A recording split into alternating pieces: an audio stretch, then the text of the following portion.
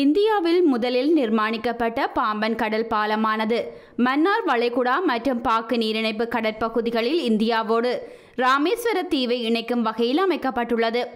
இந்தியாவின் இரண்டாவது மிக நீளமான கடல் பாலமான பாம்பன் பாலத்தின் நீளம் 2.3 கிலோமீட்டர் என்பதுடன் கடலுக்கு அடியில் அமைக்கப்பட்ட 146 தூண்கள் இந்த ரயில் பாலத்தை தாங்கி நிற்கின்றன. பாம்பன் ரயில் பாலத்தின் மத்திய பகுதியில் தூக்கு பாலம் அமைந்துள்ளது. வடபகுதியில் பாக் ஜலசந்தி கடற்பகுதியில் இருந்தும் தெற்கே மன்னார் வளைகுடா செல்லும் கப்பல்களும் விசைப்படகுகள் இந்த தூக்கு பாலத்தை கடந்தே செல்கின்றன. கோவா துறைமுகத்தில் இருந்து கொல்கத்தா செல்வதற்காக தனியாருக்கு சொந்தமான 210 அடி நீளமும் 45 அடி அகலமும் கொண்ட பாரிய சரக்கு கப்பல் பாம்பன் பாலத்தை கடந்து செல்வதற்காக கடந்த 14ஆம் தேதி மன்னார் வளைகுடா கடற்பகுதியில் நங்கூரமிடப்பட்டிருந்தது.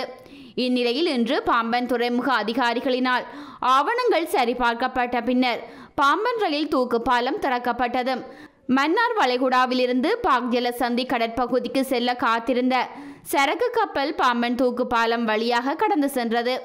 பாம்பன் ரயில் தூக்கு பாலம் திறக்கப்பட்டு பாலத்தை கடந்து சரக்கு கப்பல் சென்றதை ராமேஸ்வர பகுதி சுற்றுலா வந்திருந்த சுற்றுலா பயணிகளும் பக்தர்களும் பார்த்து மகிழ்ச்சியடைந்தனர். மேலும் கடந்து சென்ற சரக்கு கப்பலுடன் சுற்றுலா பயணிகள் செல்ஃபி எடுத்துக்கொண்டமையும் எமது செய்தியாளரின் கேமராவில் பதிவாகியிருந்தது.